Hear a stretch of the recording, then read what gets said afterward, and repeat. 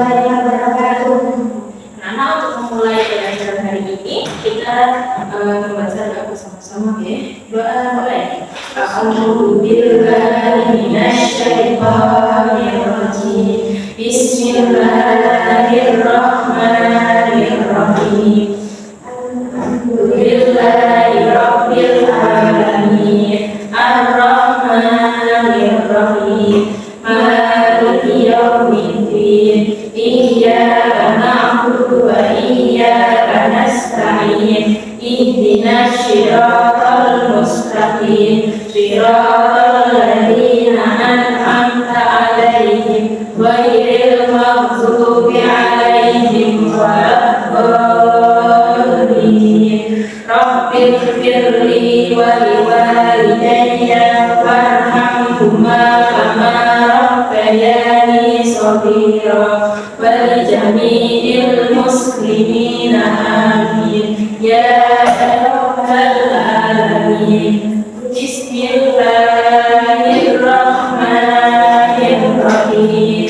Allahumma nabbir kitabika syari washrah bihi sadri wasta'mil bihi badani wa aqim bihi lisani wa qawwi bihi janani wa asrih bihi fahmi wa qawwi bihi azmi bihaulika wa quwwatika fa innahu la hawla wa la quwwata illa bika ya arhamar rahimin ya fattah ya alim. Nasrum minallah wa nasrun qarib.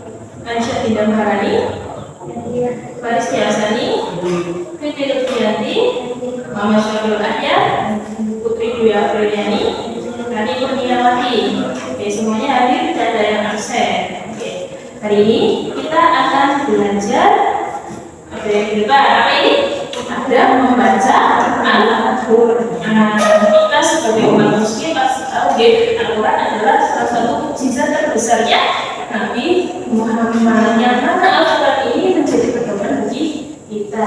Kita tahu hukum-hukum itu sumbernya dari Al-Quran yang didukung oleh hadis. Nah, sebagai umat muslim kita wajib bisa selain membaca juga menghormati Al-Quran, karena Al-Quran ini kitab suci atau kitab yang tidak seperti Quran, tidak seperti majalah, maka perlakuan kepada Al-Quran juga pasti beda.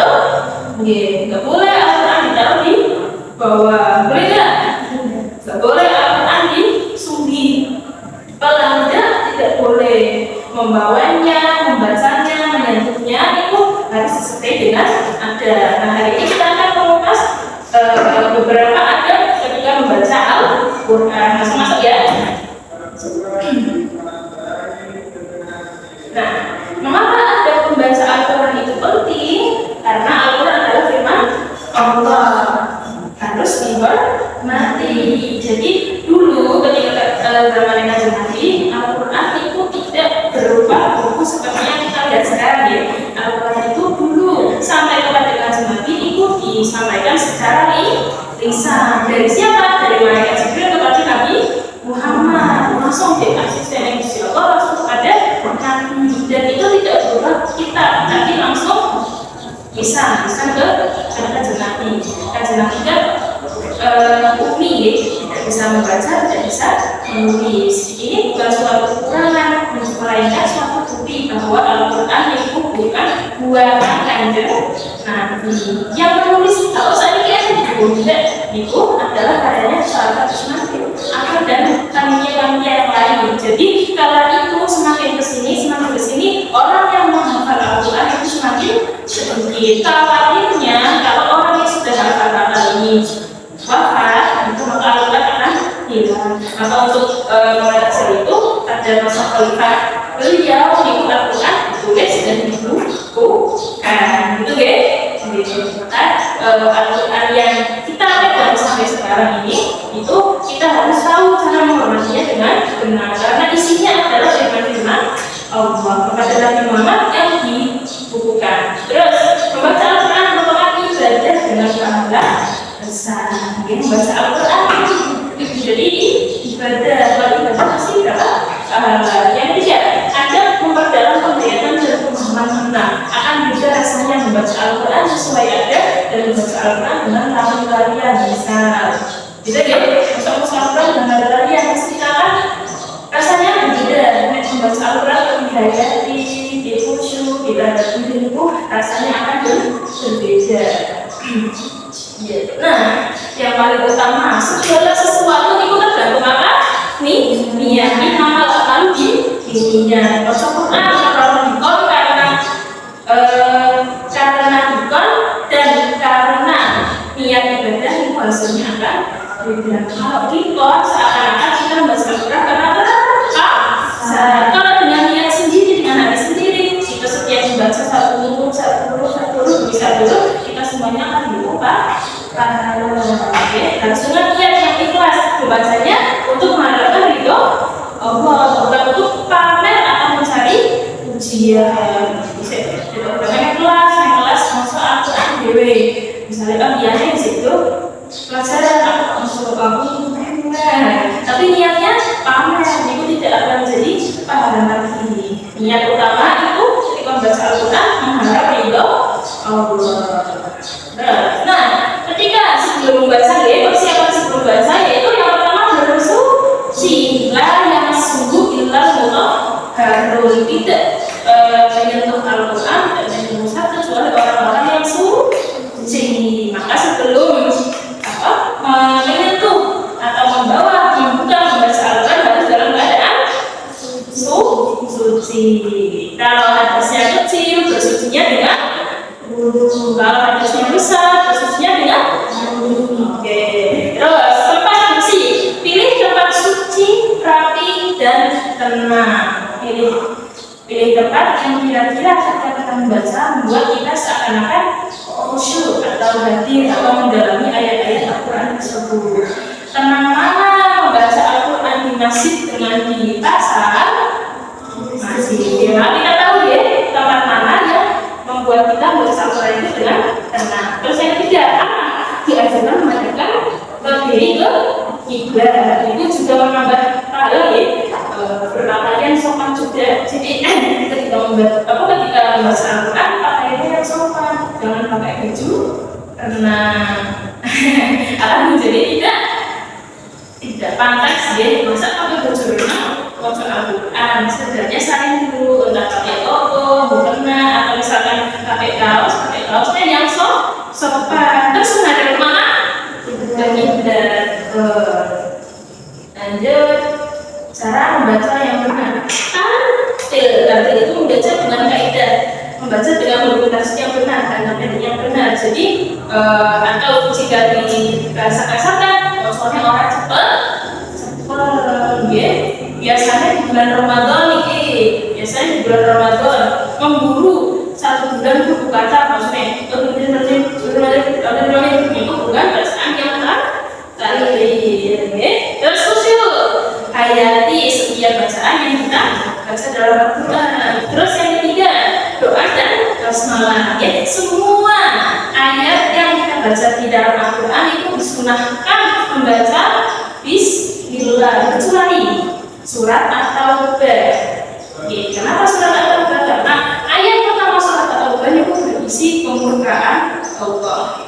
Intinya bara'atu minallah, artinya Allah berlepas diri dari orang-orang yang tidak beriman. Itu ayat 1 surat At-Taubah. Maka kita tidak boleh membaca awal surat At-Taubah dengan basmalah, karena basmalah itu isinya sifat rahim dan rahman, penyayang, sifat penyayang. Jadi tidak pas jika disebutkan dengan ayat muka-muka, yaitu semuanya disunahkan baca basmalah dan semuanya surat di awal surat At-Taubah. Lanjut. Nah, ini saat bertemu ayat tertentu, kita pernah diajari kalau mendengar ayat selanjutnya itu kita ada yang namanya sujud tilawah. Ketika ada ayat yang tadi yang isinya muka, kita tidak boleh membaca basmalah, gitu ya. Ketika bertemu ayat-ayat yang isinya Rahman Rahim, kita berdoa. Misalkan di surat At-Tin yang biasa kita baca, Ayat terakhirnya apa bunyinya? Ayo. Akhir surat Atin apa bunyinya? Ayo, yang bisa tunjuk tangan. Akhir surat Atin. Ya, alaihissallahu bi'ahkamil hakimin. Bukankah Allah sendiri? Bukankah Allah itu adalah dan yang paling adil, yang paling adil ketika memutuskan suatu perkara? Terus kita jawab bala wa ana ala dzalika minasyahidin. Itu salah satunya ya. Terus, nah jadi kadang kita tidak membaca, tapi kita mendengarkan. Seperti apa sih yang cara mendengarkan ayat Al-Quran? Dengarkan dengan seksama. Terus jaga kata-kata. Terus renungkan makna. Tidak hanya membaca, ketika mendengar ayat Al-Quran, ketika melakukan adzan pun kita disuruhkan untuk membaca dan menjawab. Orang-orang sering masuk Quran kok dongeng, ditinggal turun, dibohongin, itu bukan adab yang benar. Kalau misalnya kita tidak membaca Al-Quran, terus kita menghormati, mendengarkan dengan baik orang yang sedang membaca Al-Quran, walaupun kita tidak membaca, tapi kita ikut mendapat pahala. Kan pernah, pernah ngocok, rumokno, sementing rumokno dengan menghormati. Tapi kejadian itu pahala, gitu ya. Itu adalah adab saat mendengarkan. Bahkan agama Islam sangat rinci terhadap akhlak. Sebelum membaca Al-Quran ada adabnya, saat membaca ada adabnya. Bahkan bagi orang yang tidak membaca tapi mendengar pun ada adabnya. Indah sekali. Terus mendengar ada dalam kebiasaan. Praktikkan membaca rutin. Jadi tadi konsisten. Gabungkan taksin, tajwid dan tafakur. Nah, ini setiap pagi, setiap hari subuh kalian membaca Al-Quran ya. Entah bentuknya masih sendiri, entah bentuknya urutan, entah bentuknya Al-Quran itu adalah ayat-ayat Allah. Pastikan tetap sesuai dengan adabnya. Kemudian cara membawanya, membawa kitab Al-Quran atau jilid atau urutan dan lain itu harus sesuai dengan ada. Nah, hikmah menerapkan adab, mendapatkan pahala lebih dan ridho Allah. Misalkan kita membacanya sudah benar, dapat pahala 10 bisa, karena kita adabnya bagus, membacanya bagus, kita dapat nilai tambahan. Seperti di guru kita ya, misalnya kalau guru ngapel, kamu nilainya bagus dan kamu juga sikapnya bagus, maka pasti punya nilai plus, punya nilai tersendiri. Terus memahami Al-Quran lebih mendalam dan praktis, hati menjadi tenang, karakter meningkat, dan menjadi lebih takwa. Al-Quran itu bukan sekadar kita usang yang kita tinggalkan di atas lemari tanpa membukanya berhari-hari. Jangan sampai hati kok sampai 40 hari tidak mendengar nasihat, tidak mendengar kajian, tidak mendengarkan Al-Quran, itu akan menjadi keras. Ketika hati menjadi keras, hati tidak bisa menerima nasihat. Ketika hati tidak bisa menerima nasihat, maka yang kita lakukan itu adalah kesalahan-kesalahan yang tidak bisa diperbaiki. Misalnya orang ngaji nggak bisa lurus, aku lagi tidak pernah ngaji, orang tahu yang Al-Quran, orang tahu yang Alkitab, orang tahu hadir di pengajian. Terus akhirnya apa? Ketika kalian berbuat salah, dikandani tidak mau karena hatinya keras, maka kesalahan itu akan terus dilakukan. Gitu deh, bahaya deh. Makanya satu hari saja kita lupakan, maka kita menjadi beruntung, menjadi umat muslim yang sekolah di sekolah berbasis agama, berbasis agama Islam. Setiap hari, setiap pagi, setiap mau pelajaran selalu berdoa. Maka walaupun cuma satu surat Al-Fatihah itu kan termasuk bacaan Al-Quran. Maka itu adalah suatu upaya kita menjadikan hati kita akan tidak keras, mendingan ini orang kalian nanti kalau punya anak yang dikandani angel itu artinya begel. Maka jangan sampai diawali diri kita, jangan sampai rumah Quran. Oke, gitu deh. Kesimpulannya, Al-Quran itu adalah kitab suci. Kesuciannya ini menjadikan kita harus memiliki adab ketika berinteraksi dengan Al-Quran. Entah ketika mendengarkan, entah ketika membaca, itu adab-adabnya masing-masing. Coba kalau tanya, sudahkah kita berwudu sebelum membaca Al-Quran? Sudah? Oke. Berarti kita sudah belajar suatu adab. Terus, sudahkah kita membaca tartil ketika membaca Al-Quran?